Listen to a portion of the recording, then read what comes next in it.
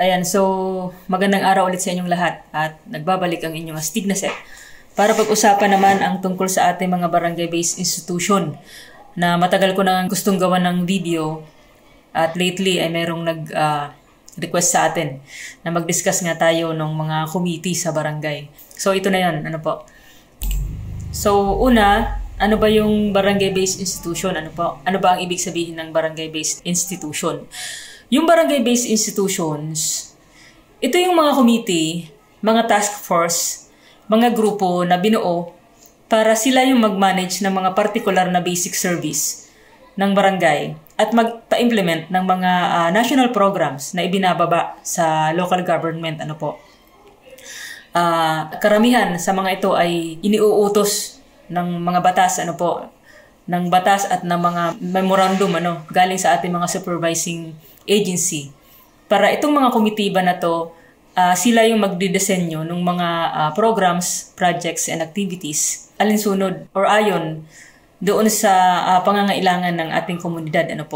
At marami sa mga barangay-based institution ay mayroong mga kamukhang institusyon sa higher government. Halimbawa na lang, yung ating Disaster Risk Reduction and Management Council. Meron itong national, merong Provincial Disaster Risk Reduction and Management Council, merong local, meron sa munisipyo at meron din sa barangay. So, karamihan sa mga barangay-based institution nga ay merong kamukha na committee doon sa higher government.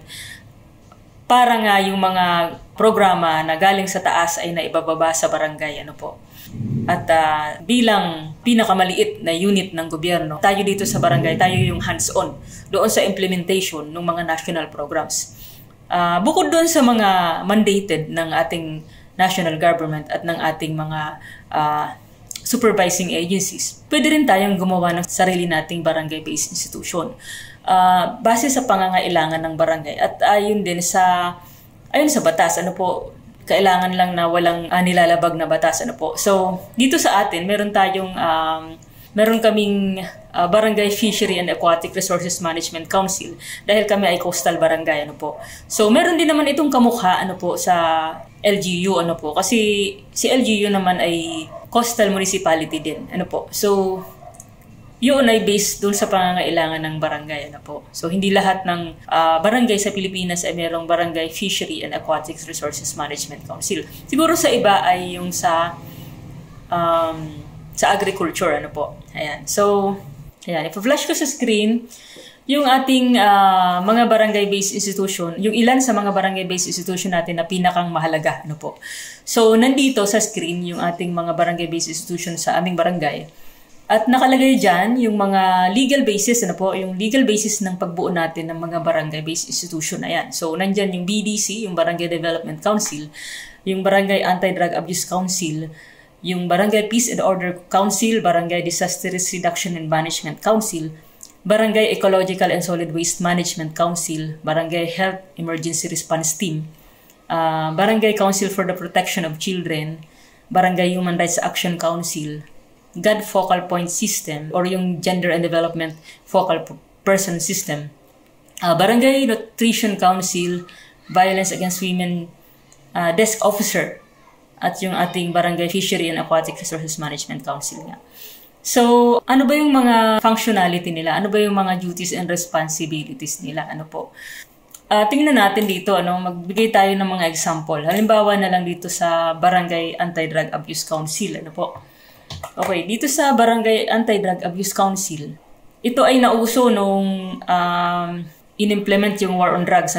So, pinalakas ito at ni-reorganize ito, yung ating Barangay Anti-Drug Abuse Council, para sila yung mag-manage ng mga activities at mga programa na maghihikayat sa ating komunidad na layuan ang illegal na droga at magsagawa din ng mga activities nga na related sa anti-drug abuse.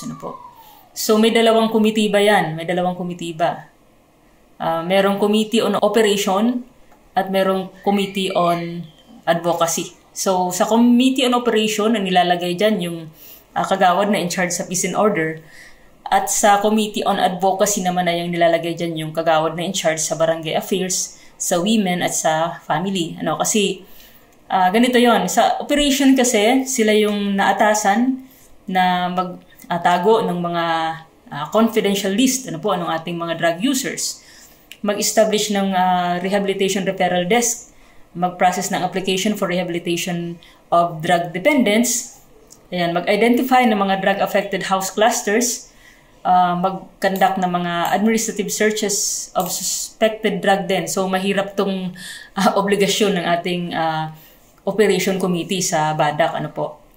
Mag-conduct ng mga meeting, briefing, ensure safety of the community. Any elected barangay official must be present during the operation to witness the inventory of...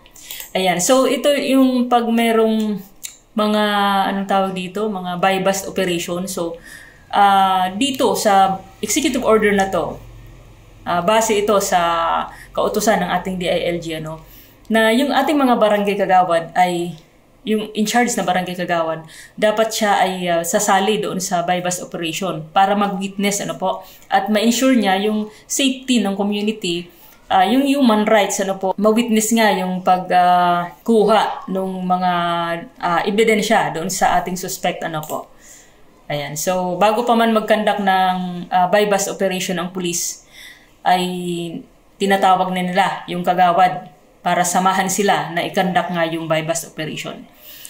So, meron din silang responsibilidad na makipag-ugnayan sa PDEA at sa pulis, sa lahat ng usaping related nga dito sa ating war on drugs.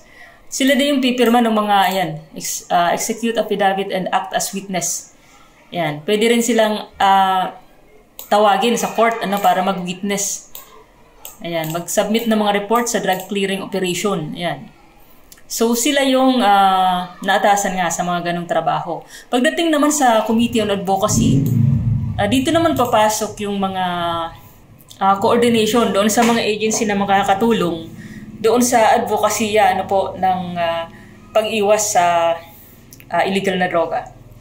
Okay, so magmi-meeting din sila sa mga stakeholders natin, sa PTA, sa youth, sa mga religious organizations, sa senior citizen, homeowner association, neighborhood association, purok, tricycle operators, lahat ng mga stakeholders natin ay kailangan din lang makipag-ugnayan para hikayatin nga ang komunidad na labanan itong illegal na droga. Strengthen the family by promoting values. So, sa kanila nakasalala yung pagpupromote ng values, parental care, guidance, that will prevent the children from attempting to use prohibited drugs. So, mag-conduct na mga seminars, tungkol sa dangers of illegal drugs, empower community and reporting drug-related cases. Identify and implement sustainable livelihood projects. So, kung merong mga livelihood trainings, ay sila rin yung magkakandak. Sila yung mga naka-assign doon sa advocacy. So, bukod doon sa dalawang kagawad na naka-assign sa operations at sa advocacy committee, ay meron pa silang mga sub-members. Katulad ditong kay operations committee, yung kanyang partner dyan ay yung Chief Tanod at yung 25 members per 2,000 population nakalagay dito. So sa bawat 2,000 population ng barangay, merong 25 members dapat na volunteers. Okay, so pagdating naman sa advocacy committee, nandyan yung SK chairman natin, nandyan yung representative ng non-governmental organization, at yung representative ng DepEd, representative ng faith-based organization, yung sa religious organization. So, yan yung mga functionality ng ating BADAC. Okay, ano pa ba yung example natin dito? Itong Barangay Disaster Risk Reduction and Management Council ay napakahaba ng functionality nito.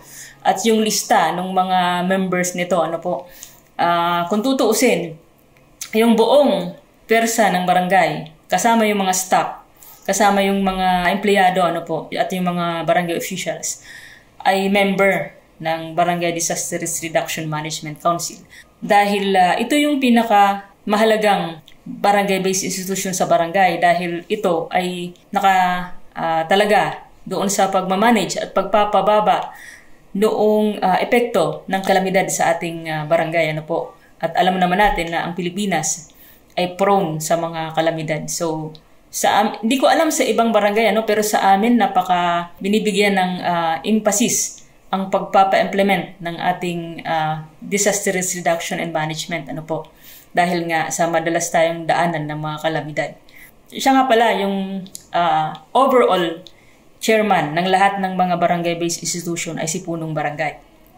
At merong mga kagawad na deputize niya na sila yung maghahawak ng committee, nung particular na committee ba.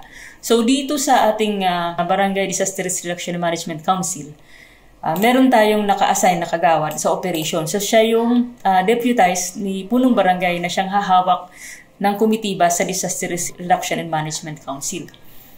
Merong naka-assign sa mitigation and prevention. May naka-assign sa preparedness, may naka-assign sa recovery and rehabilitation, may naka-assign sa response. Okay? So sa loob o sa ilalim ng 4 na committee na ito, ay meron pang mga subcommittee, So halimbawa na lang sa ilalim ng recovery and rehabilitation, merong naka-assign sa health and psychological support. Meron din sa livelihood. Merong naka-assign sa infra. May naka-assign sa post-disaster and needs assessment. Pagdating naman dito sa ating sa ilalim naman ng response committee, may naka-assign naman para sa rapid damage and needs assessment.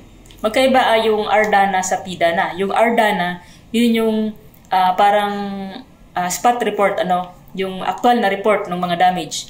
At yun namang PDANA, yung pagkatapos ng kalamidad ay yung final report ng damage. So, under pa rin ng response committee ay nandyan yung search, rescue, and retrieval team. Nandyan yung evacuation camp management. So, mahirap tong part ng evacuation and camp management. Kasi itong team na to, sila yung pupunta dun sa evacuation center bago pa man dumating yung kalamidad. I-arrange na nila yung evacuation center. Kami, ginagawa namin, nilalagyan na namin ng number yan. Kasi ang bawat pamilya ay merong naka-assign na evacuation rooms. Magpiprepare na din sila nung evacuation registry form. Ayan. So, yung evacuation registry form, dyan isusulat yung mga papasok na evacuees. So, mahirap to kasi dito, binibilang natin, may mga age bracket yon. Merong 0 to 5 years old, merong 6 to 12, merong 13 to 17, 18 to 24 ata, 20. Basta merong merong mga age bracket yon. So, bibilangin natin yon.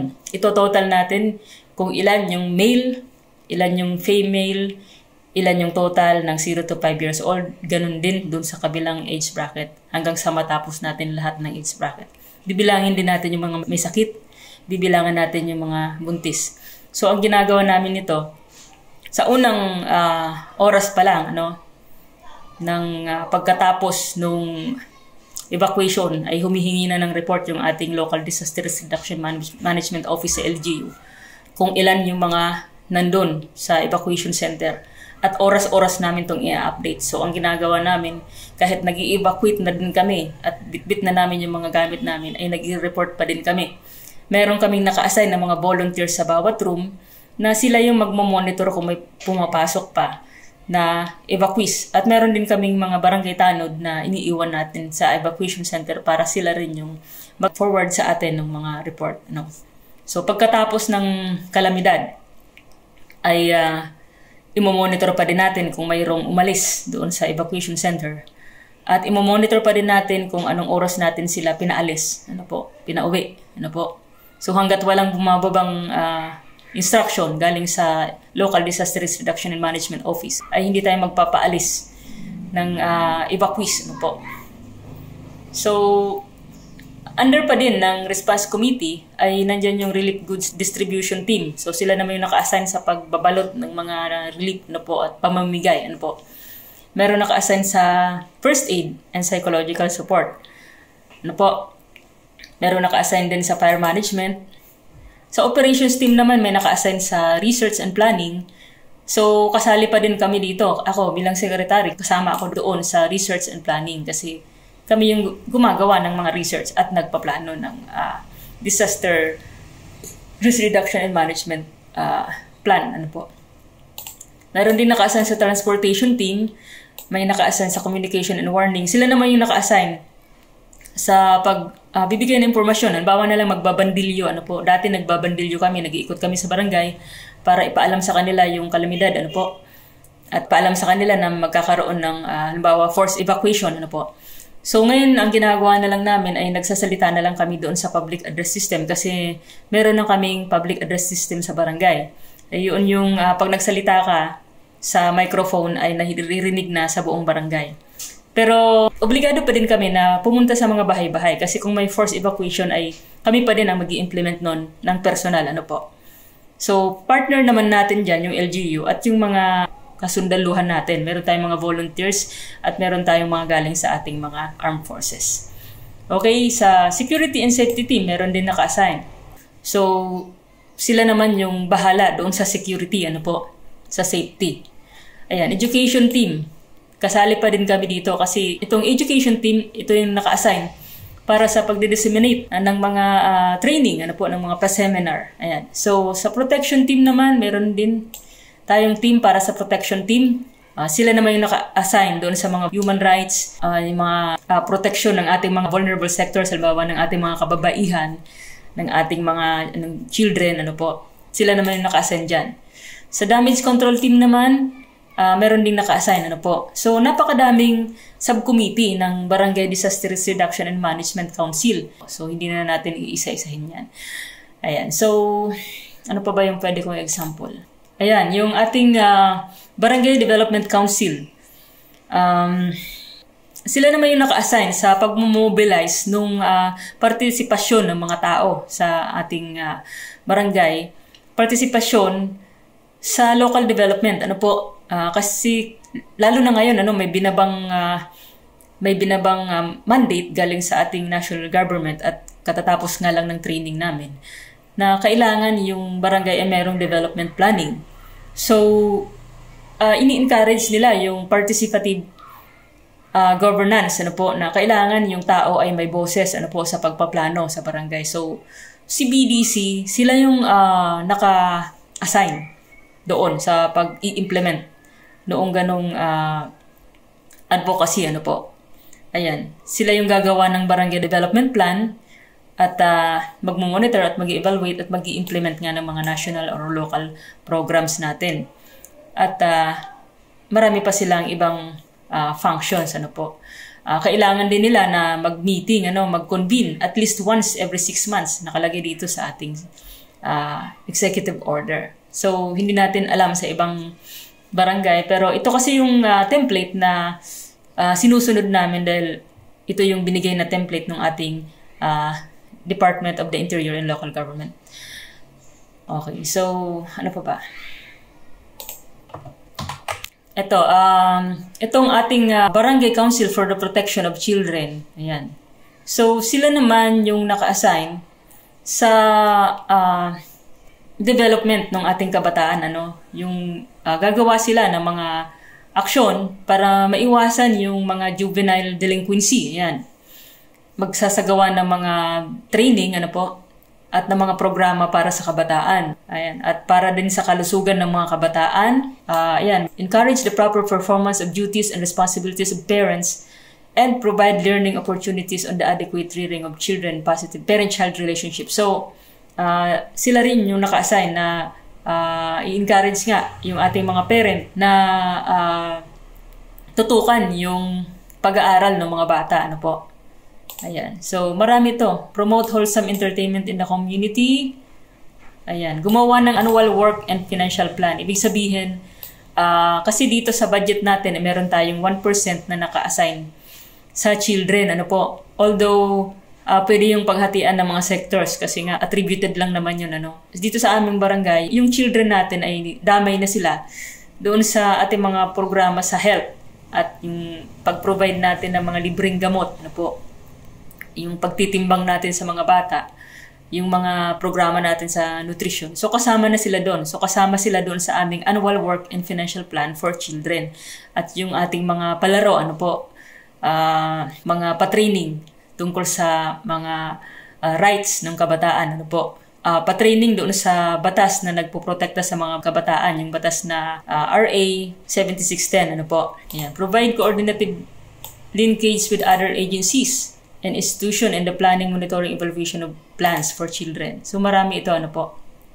Kailangan daw merong database para sa mga kabataan. Ayan. Mag-establish ng playground, daycare center. Ayan. So kasama naman yan sa ating mga programa. Facilities for child and youth development. Ayan. Assist children in need of special protection. Ayan. So, marami siya, no? Ano pa ba yung pwede nating example? Ito namang ating barangay BAW desk officer or barangay violence against women desk officer. Kasama na dito yung barangay violence against women and children, no po?